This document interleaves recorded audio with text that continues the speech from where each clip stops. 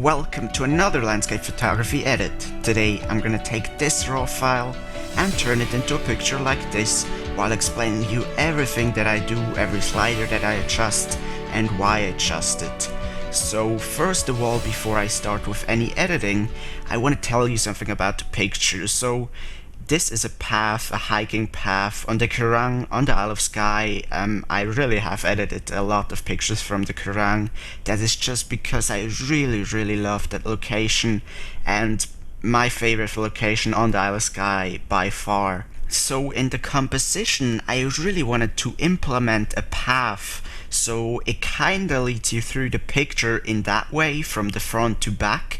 But I also noticed that these lines in the landscape are really strong, and you see the texture from left to right with everything pretty much. Here in black and white you probably can see it even more clearly because there's not any color to distract you, and I really love these lines. I think this picture has a lot of potential both in color and black and white. I mean, I'm probably going to edit a picture in the future, this picture in the future in black and white, to get a really dark and really cool picture as well. But for this episode I really want to try and edit it in color because I think the color is good as well. It's just different than the black and white, a little bit less abstract. So I have multiple shots of this, one without people and with people wandering through in different positions. But I decided I wanted to get the picture where there's just a little bit, very small people at the end of the path, and I really think that gives you a sense of scale, and I really like that. So anyways, I'm gonna edit this picture a little bit differently than I usually do. I'm gonna put more emphasis in the individual picture and really give it all of my time. So first thing is definitely I am going to raise the shadows, but not 100% as I usually would. I think I really liked around 50 a little bit better, so we remain some of the darkness of the picture. So this picture will overall probably not look very, dynamic in your face, which some of my other pictures are, but rather a little bit dark and mysterious and to really, emphasize the mood that was there. So bringing up the shadows a little bit, then the highlights, bringing down the highlights 100% so we get a lot of detail back in the sky and the clouds. Then I'm gonna bring up the whites. You can press down the Alt key to see wherever the whites are clipped, and I definitely suggest you do that because you definitely do not want any whites clipped in a normal landscape picture. You really want detail in them, in the sky and in the clouds. But maybe I'm not even gonna go that far and just stop before they clip, maybe just around 20, even though I could go farther without getting any clipped highlights.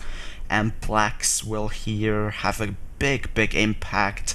Now blacks and contrast slider are probably the two most important things if you want to add contrast to a scene, and they're totally different because if I add contrast here, it just adds it more overall, more evenly, whereas I'm reducing the blacks here, it really just brings down the blacks and adds contrast that way. And I really like to combine these two sliders. So first of all, I'm gonna bring down the blacks. I'm actually not gonna press down the Alt key. I just want to bring them down until I like the look and until I have a lot of contrast in the image. So if we now press down the Alt key, you can see that some of the blacks are clipped, but some blacks being clipped really isn't that big of a deal. It's not nearly as severe as clipped whites. And in some cases, even in a lot of the pictures, I on purpose clip the blacks because it really helps to give a sense of more depth in the picture, more overall differentiation in lighting. So contrast slider, I'm gonna add a little bit of contrast regardless because I want some of the not very dark areas that get affected by blacks still to get a little bit more contrast. So I'm gonna add a little bit here. And as you can see, the picture is a little bit dark, so I might have to go back to shadows and bring that up. You know, in my usual landscape editing videos, I try to keep the video relatively short, so that's why I, for example, not go back on sliders that I've already adjusted. But when I am editing a picture for myself and I really want to go for the best possible result, I am definitely going to go back on sliders that I've already adjusted, just because sometimes, you know, one setting changes another, makes the whole picture too dark, and where it wasn't too dark before, all that kind of stuff. So you really want to make sure that you go back if there's something you want to change after another slider. Sorry for the complicated explanation there. But anyways, clarity here. Now, clarity is a tool that some people, I feel like, is a bit overused, because a lot of the times pictures are very smooth and have this kind of soft feel, and then people just add a ton of clarity and make it look very, you know, almost HDR-ish, unnaturalish, and take away a lot of the mood and the actual beauty of the picture. But for this picture right here, I really do think that clarity works, because this is a very rough picture and I really want to emphasize those rough textures. So let me just see how much I want to add here, both looking at the sky and in the foreground especially. And I might even, that's a bit too much, so maybe around 70. I think that works really well. So then let's just cover the rest of the sliders, even though I'm not gonna make any adjustments there. Exposure is fine how it is if you shoot RAW, and you really should shoot RAW. Exposure adjustment really doesn't, you know, hurt your picture. If your picture is too dark, definitely raise that slider. And vibrance and saturation, I'm really not sure. I mean, often if you do heavy editing, especially in terms of blacks and contrast, you always, it makes the picture seem more saturated than before. So often you don't even have to play around with these sliders. But of course, if you want to, or for example, if you have a very colorful sunset or something like this, you definitely can add vibrance or saturation. I would suggest you to add vibrance, just because it adds color a little bit more subtle than the, you know, saturation slider down here. But for this picture right here, I really don't think plus saturation works, because even though I like the color in the picture, I still want the scene to be a little bit, you know, the colors a little bit muted, because I think that works really well for the scene. If I would just raise that, I mean, it kind of ruins some of the mood, it takes away some of the mysteriousness, darkness. So I'm just gonna leave that at 0. And the last thing here in the basics adjustments is the color temperature and tint. Now, color temperature, I think I could change that a little bit and warm it up, but at the same time, let's see, that's really difficult to adjust here. Really, I like both the very, you know, blue and cold feel, but I also like the warm feel. What I'm gonna do here is I'm gonna go in the middle of the cold and the warm, so just something like this, actually default, and then I'm gonna change some individual parts of the picture and just add a little bit of warmth there, rather than just adding it in the whole picture. That way you really can get even more dynamic, even more variety and interest in your picture. So tint, I really don't think I need to change anything there, because I feel it's fine how it is. There's neither a green nor a pink cast. So we're done with the basics adjustments, and Tonal Curve is an absolutely amazing tool. It can have a huge impact to your picture, depending on the kind of picture you want to go for. Because this is a, once again, very kind of darkish picture and not really very vibrant and colorful, this might not have as big of an impact as some of the other pictures, but I'm definitely still gonna raise the highlights here.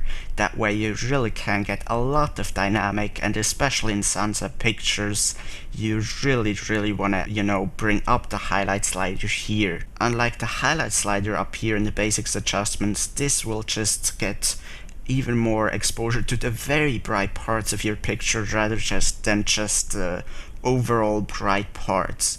So really cool slider. I'm not gonna add that much here, otherwise it really becomes a little bit too much dramatic. By the way, if you, for example, if you think the dynamic works better like this, but the sky is overexposed, keep in mind this is a raw file. You can easily go and get a graduated filter, drag it over the sky, and go minus exposure, and that way you don't have it overexposed, but you still keep the dynamic compared to without the graduated filter and without highlight slider. And I'm not gonna add a graduated filter here, I'm gonna delete that. Just wanted to show you that, you know, you don't necessarily have to worry about overexposing stuff if you play around with these tonal curve sliders, because you can always fix that with just pure exposure in a graduated filter or adjustment brush, for example. So I'm gonna bring up the highlight slider a little bit here, and the light slider. The rest of these sliders really depend very much on the picture. There's not really a set strategy that I go for. Maybe bring that a little bit down.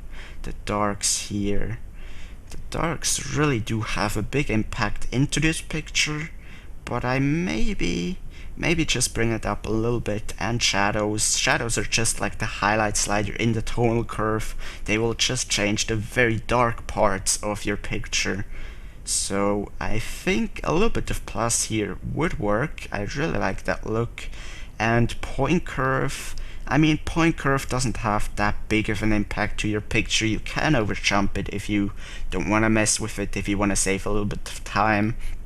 But as you can see here, it adds a little bit of a different version of contrast, a very subtle and fine version of contrast I found. So let me see, medium contrast or linear here in this picture. I might even think medium contrast works a little bit better, but as you can see, even though it adds a lot of contrast overall in the picture and I like that look, it also kind of makes the dark parts a little bit darker. And instead of going back to the blacks and bringing them up, I'd rather go to the shadows, which really are the last instance of darkness, you know, that just control the most dark parts of your image. So I'm just gonna bring them up a little bit more, and I really like that look. So HSL tool, here you just want to go to hue, saturation, luminance separately. Once again, they won't have that big of an impact as some of the other tools, but if you have a very colorful image, it will have an impact, a bigger impact. And definitely if you're still learning, just be sure to play around with these. So what I like to do here is first of all go to hue, grab this little pinpointer and drag it over a color I want to change in the image, press down left mouse click and just bring down and up the mouse and see what color adjustments it does and which I like best.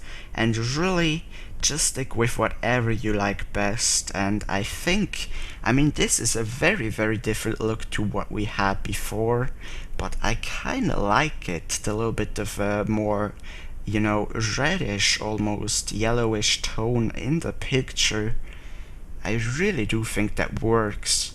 Yeah. So because we only pretty much the only color we have in this picture is green, I'm not gonna drag it over anything else here. If you have a very, you know, colorful image, once again, for example a sunset or a fall foliage photo with browns and reds and all of different tones, you just wanna go over the biggest colors and drag it there, bring it up and down and see whatever you like best. So I'm gonna do the same thing with saturation, drag it over the greens here and bring up and down set the saturation. As you can see, I said before that I don't really like to bring up the vibrant slider here, but I still think it kind of looks good if I add a little bit of plus saturation here just for the orange, yellows and greens. That's a really cool thing about this pointer here, rather than just going into the sliders directly, is that if you see a color here, for example green, and you just go to the green slider, it might have also a little bit of yellow or orange in the color, so that way you really change the color that you actually see in the picture rather than just the slider, and I really think that works better. Then the last thing, luminance. Definitely gonna play around with this as well. I definitely do like how it makes the bright spots in the grass a little bit brighter and adds a little bit more dynamic, but I'm not quite sure if it works for this picture since I'm really going for a very muted and dark feel. Maybe minus. Really sometimes difficult to choose, and there's so many different possibilities to edit a picture and to end up with completely different looks, so you really have to choose one. At least for the first edit. Of course you can always edit your picture multiple times, but I think I might just go for a little bit of plus to add a little bit of dynamic into the picture. Then another slider that does have much more impact, can have much more impact to your picture, is split toning. Here you just want to go into the highlights, go into colors and just kind of play around with the colors. First of all with very heavy saturation, so you really see what it does to your picture, and then maybe go lower once you found a really cool color. I really kind of like the yellows and the oranges here. Maybe something like this, just fine-tuning the exact tone that I want. I really like this. Of course, way too much saturation, so I'm gonna bring that down. And actually, I really just like the main look in the shadows. So let me go to the shadow slider in the split toning area first and go to this color, but that doesn't work nearly as well. Maybe just add a little bit of orange here in the shadows, just something like this, and then go back to highlights and add a little bit more in the highlights. Let's see, something like this. I think that works really well. So basically here you can add an additional color to your picture, or for example if you have a sunset, go with a little bit more magenta or a little bit more orange, and it really won't add the color as evenly distributed as the color temperature here, which can be a really cool thing to add even more variance and diversity in your picture. So you definitely want to make sure that you play around with split toning in pretty much every picture you can think of, especially the highlight slider here. Shadows, I tend to not use the shadow slider as much as the highlights, but the highlight really can have a very big impact to your picture. Then detail tool down here, first thing you want to do is zoom in 1:1 so you actually see the detail of your picture, and often I like to add a little bit of sharpening. By the way, this picture was taken with the Canon 18-55 kit lens with the Canon 600D, so very inexpensive entry-level setup. That's why you don't get really that much detail. I mean, it's still better than a lot of people will think that what you can get with this kind of combo of lens and camera, but it definitely has its limits. And even if you have a very expensive camera, a very expensive lens, a little bit of plus sharpening can often help to your picture, especially if you go ahead and print it. You just want to make sure that you don't overdo it, otherwise your picture seems very cheap and unnatural and really doesn't look good. So I think around 50, maybe 60 here. Around 50 works pretty well and adds a little bit of sharpness while not making the overall picture look unnatural. Then you want to zoom back out again and bring the masking slider to the right while holding down the Alt key, and that way everything that's white is going to be sharpened and everything that's black is not going to be sharpened.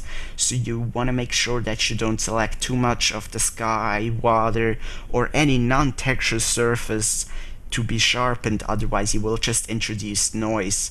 So because obviously you can't sharpen something without any texture, so I'm just gonna bring that to the right until a lot of the sky disappears. Doesn't have to be perfect, otherwise you will take away too much sharpening of the actual scene. So I think around there should work pretty good. Then radius and detail in the sharpening, they will have an impact to your picture. However, I found them to be so little and so insignificant that it's not even worth to, play around with these sliders right here. But of course, if you want to see what they do, and if you're still learning, and maybe you'll even find a use for them, you definitely can play around with these sliders. Then noise reduction is the second tool here in the detail, and I think noise reduction is not necessary in a lot of the cases, because often I'd rather have a little bit of noise rather than just making my picture look very plasticky, because noise reduction really does make your picture look a little bit more plasticky and takes away so much of the detail. For example, look at this hill right here. Here's noise reduction at 50, which really is just half the way, and here's it at 0. You can get so much more texture without adding any noise reduction. Now, that said, even though I don't really like to add any noise reduction, if you have a very noisy picture, you probably do want to add a little bit, because at that point you really don't have the luxury of wanting more detail in your picture. You really just have to make it look somewhat clean and somewhat take care of the noise. But really, if you just see a little bit of noise, I really would suggest you not to mess around with this noise reduction at all. But color slider, on the other hand, is a really powerful tool, and I actually think that's a thing that a lot of people don't even look at or just overjump right away. This will get rid of the purple and green sensor noise in your picture. Now, in this particular picture, there is not that much. There's a little bit in these shadows here, and by just bringing the color slider to the right, it will just get rid of this purple and green sensor noise. So it will make your picture look so much more clean, so much more professional, so much nicer, while not having any negative sides to the overall color really. So absolutely amazing slider, especially if you have a lot of shadows and dark parts in your picture that can really bring your picture to the next level, and it's the most simple thing to do. So once again, just bring the color slider to the right while being zoomed in 1:1 so you see what you're doing to your picture, and just bring that to the right until all of the green purple color noise disappears. Sometimes you really don't even notice that you have any until you see how good it looks without them by bringing the color slider to the right. Again, detail and smoothness really has such a small impact to your picture, just as radius and detail in sharpening kind of, that it's not even worth for me to play around with these. Then lens corrections, very simple things that I do there. First thing is I go to profiles, enable profile corrections, and choose my lens that I shot the picture with, and of course you choose your lens that you shot your picture with. In my case, the Canon 18-55 kit lens. Here's before and here's after. That will just get rid of the distortion and vignetting in your picture, and it's really a really cool tool. But vignetting, I sometimes even bring down the vignetting back to 0, because it sometimes even looks better with the vignetting. So I'd really suggest you to see whether you like to bring down the vignetting or leave it at the corrected setting. But distortion, definitely in every single picture that I've edited so far, distortion removing always has made the picture look better. So I'm just gonna enable that again, leave the distortion removing but bring down the vignetting, because I really think the vignetting works well in this especially dark kind of picture. Then the second and last thing for the lens corrections that I do is go to color, remove chromatic aberration, and this just will get rid of some of the green and purple vignetting you get on the high contrast edges, such as, for example, these hills right here edging to a very bright background. So here's before and here's after. In this case, there's a little bit of an orange aberration here on the edge. Here's before and here's after removing. Sometimes if you really have a lot of vignetting, you want to go into the settings here and bring up the sliders to get rid of even more vignetting, but I'd be careful because sometimes if you do it too much, it can have a big impact to your overall color of your picture, and that's really not that great. And in most cases, just pressing this little button without doing anything else really does the job and does everything you need. So second last global adjustment is effects. Here you can add vignetting, and I actually do that quite a lot in my picture. Just don't add any plus vignetting. You can see it makes your picture look terrible.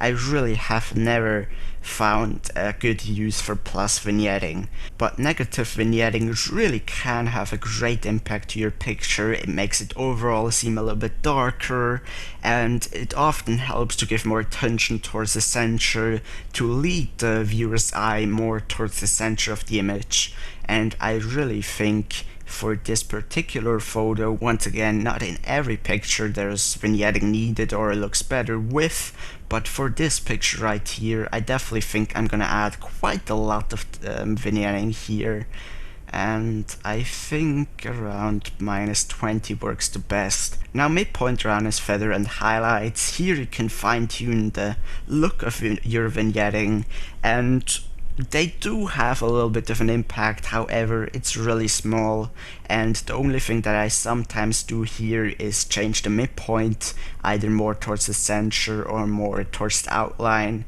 That way you really can control the amount of vignetting of your picture really well. So for this picture, let me just see what works best. Here's at very narrow in the middle, here's at default, and here's a plus. I really think that works best at default. That way you really can control how much vignetting, how big the vignetting is in your picture. But the other sliders really don't have that big of an impact, so I tend to just overjump these.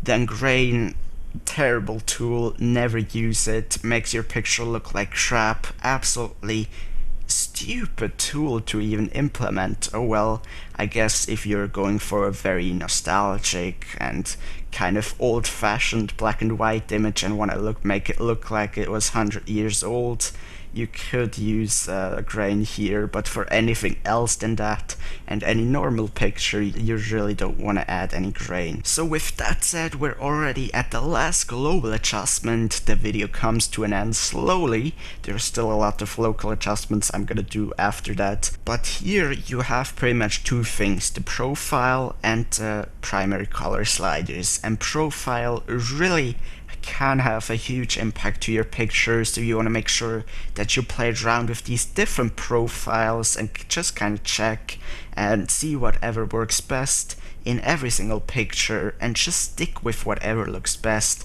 And sometimes you really can end up with a totally different mood than it was before. That really changes up your whole contrast and highlight and color ratio and situation in your picture completely up. So I'd suggest you just to go through them, maybe even multiple times, take some time and just stick with whatever looks best. Here's what we've started with: Adobe Standard, Adobe Camera Faithful. Doesn't look bad. I really like the darkish color. Then Camera Landscape makes everything look a little bit more vibrant, which I don't really like for this particular scene. Camera Landscape is often a thing that I do, setting I use in some of my sunset pictures, for example. Camera Neutral, I do like this look a lot. It doesn't change up the color too much, but it makes everything look a little bit more darker. So let's see, Camera Portrait is a little bit too vivid for me. So if I really think it's either a choice between Adobe Standard, which is what we've started with, Camera Faithful, or Camera Neutral. And I have to say, I like Camera Neutral the best here, so I'm just gonna stick with that. Once again, here's how we started with Adobe Standard, and here's after choosing another profile, so you see what kind of an impact it has on your picture. Then the last thing of the global adjustments will be primary color sliders. and they do have different impacts on your picture. When you have a very vibrant and colorful picture, they can have a really big impact, but for a very kind of, muted color image like this one, it won't have that big of an impact, but it's still a very nice fine tune. So whenever you have the time, or if you're still learning, definitely be sure to play around with these. Usually I just overjump them in my videos because I kind of want to make my videos a little bit shorter, but I really just wanted to go fully in depth for this video and just explain every single tool that I use for my image editing. So I'm just gonna do this on camera, on screen, and change around these sliders and just stick with whatever looks best. This actually doesn't look bad. Let me see, a little bit of plus shadow tint I think works pretty well. Shadow tint is different than the tint up there because the tint really just adds tint evenly in your picture, whereas the shadow tint, as the name probably suggests, adds really more tint in the shadow parts of your picture.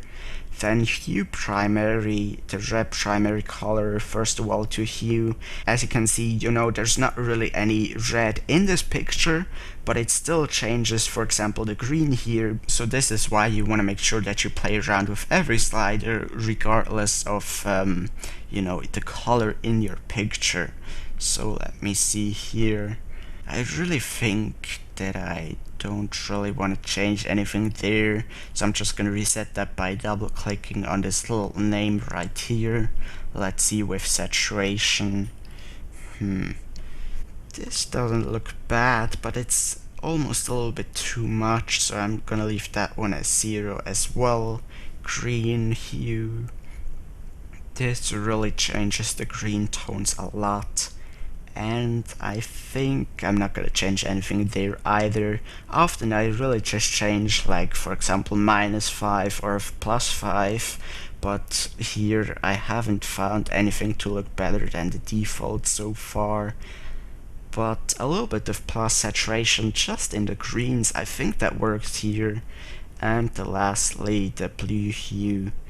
And I think I'm going to bring that, let's see, down, maybe just -5, and saturation. I really like the plus saturation here, just a little bit, and I think I'm done here. So as you can see, it was probably pretty boring here, and I really often overjump that just because there's no set tactic that I usually use. It really depends from image to image. But anyways, here's before any camera profile and any tint or primer color adjustments, and here's with. So you can see it does change the picture. Main thing here is from the profile, the camera profile change. So I'm done with the global adjustments, with all of these adjustments down here. So now what I'm gonna go do is add local adjustments, but before I do any of that, is go to crop tool and just level the horizon here. As you can see, there is an horizon back there, and it just doesn't look very good being tilted. To be honest, I didn't even notice that until like 10 minutes into editing. So if you notice not straight horizon right away, you can definitely go into crop tool first of all, first thing you do, and just change that here. But there's really no harm after doing it, after doing all of the other adjustments. So let me just fine tune that here until it looks good, and I think that one looks pretty good. So after all of this editing, as you can see, before I go even into the local adjustments, it really has made some of the very dark parts of my image a little bit too dark than I really wanted, just a little bit. So I'm gonna go here to the shadow tool in the tonal curve and just bring that one up a little bit, and maybe even go to blacks and bring that one up a little bit as well. Really just a tiny difference, and once again, sometimes if you edit all of this stuff, it can change your picture really dramatically. So if you don't like something, just go back to the basics adjustments and change it to whatever you like. So anyways, first thing I'm gonna do here and take care of is the sky. I'm gonna do that by grabbing a graduated filter with a very soft edge and just dragging it over the sky, so something like this. And then I just want to play around with it. I don't even know if I want to bring down the exposure. It seems a little bit too bright, so maybe I'm just gonna fix that by bringing down the highlights. All of these changes will just affect the area in the graduated filter now, so everything from this line above. So I brought down the highlights, maybe even want to add a little bit of plus contrast. You know, sometimes if you have a sky, by bringing up the contrast and clarity, you can achieve a very dramatic look and make the dramatic clouds even more pronounced. And when you have a very soft image, such as a sunset photo, you can go into minus contrast and minus clarity, and that way your clouds and sky looks very soft. So I think I'm definitely gonna go plus contrast and plus clarity here, because obviously this isn't a soft image, this is a very dark, grim, and kind of mysterious picture and almost stormy, so I definitely do like this look a lot to the clouds. Then do I want to bring down the exposure? I'm not sure. Maybe just a tiny bit of minus exposure, and I definitely do like that. Now, sometimes your adjustments can leave out some parts, some of the dark clouds, a little bit too dark. There's pretty much two ways you can fix that, just by bringing up the shadow slider just in the graduated filter, or by going into the adjustment brush and bringing up the exposure here, bringing up the feather to 100 so it looks very natural, and just kind of add a little bit of plus exposure into these clouds where they've become too dark. So that's what I've done here, and I like this way better. Here's before and here's after. It really just was a tiny bit too dark. So I do like how the sky looks a lot. I really like the overall exposure and the overall dynamic of the differentiation between shadow and highlights. But a thing that I've noticed just now is that the sky has maybe a little bit too much warm tones. So I'm gonna go back to the graduated filter that I've added previously just for the sky and try to bring it more towards the blues a little bit, just to get rid of some of the warm tones, and maybe even bring down the saturation so the sky doesn't have that much color. Usually I really don't mind if there is some color in a sky, especially if there's a sunset. Of course you want a lot of color in your sky, but for this kind of muted color image, I think that works a little bit better than having a lot of color in the sky. So another trick that I often do is just grab another graduated filter and drag it over the very bottom of your picture first of all, kind of make it to have a very rough edge, and then just bring down the exposure. That way you really add another layer of vignetting, and it really can help to close out the picture. So I think I'm gonna do that here just a little bit, something like this, and then I'm gonna grab another one, click on view, and just bring it over the very top of the picture as well, once again to close out the picture, not just from the bottom but also from the top, and bring down the exposure here. Now this doesn't work for every picture. It can sometimes work and give it a better look, but it also can sometimes, you know, make the whole picture look too dark and make it look worse than before. But especially in dark pictures just like this one, it often can work. So I really like the overall look of this picture a lot, but what I'm gonna do lastly is adding dodge and burning. If you don't know about dodge and burning, I've made a video tutorial where I explain dodge and burning in detail. You can find a link to it in the description down below. Really, dodge and burning has a huge impact to your picture. It's one of the most important things for me personally when I edit landscapes, and it really can change your picture totally. So dodge and burning is pretty much just adding plus and negative exposure to individual parts of the image. You can do that by grabbing a radial filter or the adjustment brush. It's really up to you, but personally I really like the radial filter better than adjustment brush. So here you want to make sure that you invert the mask and that you bring the feather to 100, so everything you're gonna apply looks very smooth and natural. So dodge and burn really is just making plus and negative exposure adjustments to individual parts of the image, but you can also mix it with clarity or even color or contrast. But I'm just gonna start up with adding a little bit of plus exposure and adding a radial filter here on the scene. Now, my general rule is that I've always add a radial filter, a little bit of dodge and burning wherever the exposure seems a little bit flat and boring. So in this picture, you can see it was an overcast sky, and that way I really have a nice and even exposure, which is nice for exposing the picture, but it can sometimes look a little bit boring, so that's where dodge and burning comes into play. By the way, I often add it as well when I have very sunny pictures. So I'm just gonna create some ellipse shape filters right here and put it on the scene, and then I'm gonna right click duplicate and drag it on some other parts of the scene. Now this is really a thing that, depending on your picture and you know the nitpicky you are, you can spend quite a lot of time here. So let me just do that here. Usually I would overjump it and just, you know, speed up the footage of me adding dodge and burning, but I really just want to make this picture super in depth, so you see every single adjustment that I do. So I'm gonna add another one here, right click duplicate. Sometimes you're gonna have to adjust your settings, and I think I'm gonna add another one here. I think this one is a little bit too big, and in combination with clarity it really can work sometimes. Then duplicate, bring it over here maybe. Duplicate again, there's kind of a dark boring area. This is way too much, just something like this.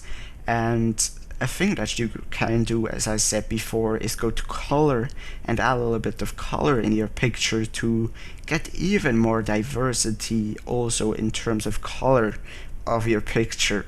So I'm gonna add a little bit of orange here, and I do like this look. Right click duplicate, maybe one over here, then one over there on this cliff, and maybe here in the grass, just to make everything look a little bit more interesting.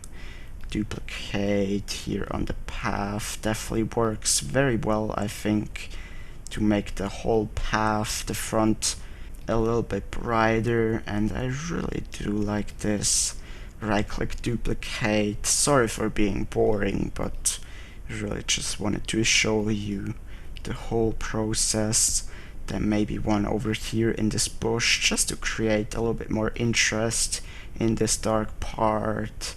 A little bit of plus exposure over there, even more, and maybe on this hill right here. Make this a little bit smaller and bring up the exposure. And I think we have a pretty cool effect already. So let me just quickly show you before and after, so you can see it adds so much dynamic and so much diversity and interest to your picture. But another thing that you can often add as well is minus exposure adjustment radial filters. You do these the same way just as the plus exposure adjustments, just with negative exposure obviously, and I often like to drag them in between some of the plus exposure radial filters. So a lot of people have asked me, well, why do you first of all create the plus exposure radial filter and then overlap it with a minus exposure? So the thing is, I'm actually not overlapping these, even though they are very close. It's still in the middle, and by bringing the feather to 100, you see how big the filter actually looks like, how it is, and how big the actual area that you do add minus or plus exposure to the picture. So it's smaller than it looks like. So I'm gonna add a little bit of minus exposure here, make sure it looks just right. Right click duplicate, one more in the middle of these two plus exposure radial filters, another one there. Definitely do like this look, maybe one over here to create even more interest, a little bit more diversity. Right click duplicate, add one here in the middle, and I definitely do like this look. Right click duplicate again, maybe make the bottom part of this rail in the background right there seem a little bit darker. Right click duplicate here maybe. I definitely do like this look. Of course, depending on where you put your radial filters, you want to adjust the amount of exposure you either add or decrease. I really think this one works here. And maybe a last one in between, just so we get the nice contrast between the different parts there. And actually, let me grab another one and make it actually quite big here. Rotate it to where I like the look of it and just bring it over there, and go minus exposure with pretty much all of this area right here. Then I'm gonna add another radial filter, again with plus exposure. Sometimes you really oversee a spot that you want to change and add maybe plus or negative exposure. So this is a spot right here, and I do like this overall look of this image, and I think I am done with all of my adjustments. So if you've made it to this point, thank you so much for bearing with me through all of this editing. Look at this mile long history tab right here. But anyways, here's the raw file without any adjustments, and here's what I've made out of it. And I really think this mood works a lot better for this picture. It really looks dark and grim. Oh, by the way, a thing that I forgot is spot removal tool. The last thing that I do to my picture is zoom in 1:1 and just go over the whole sky and pretty much the whole picture to see if there's any dust or dirt spots. I'm not gonna show you that in the video because it's pretty self-explanatory, but in case you see a spot you want to remove, the dust or dirt spot, and then you just want to make your circle around the size of the object, just left click and remove it. Sometimes Lightroom doesn't do a good job, so in that case just right click and select new source until you have a nice result. So anyways, this was it for this video. Thank you so much for watching. Please take a second to press this like button on the video. That really helps me out more than you could ever imagine. And if you did not like the video, be sure to press the dislike button so I can improve my videos in the future. Also, I make one photography video every single day of the week, usually shorter than this one, so be sure to subscribe for that if you wanna see daily photography videos. And of course, if you think your friends could find this video helpful, be sure to share it on your Facebook or Twitter. So I really hope I could give you some tips and some insight on my workflow and my editing that I do with my pictures, and maybe you could take away some techniques for yourself. Thank you so much for watching, see you in the next episode, and I want to wish you a great day.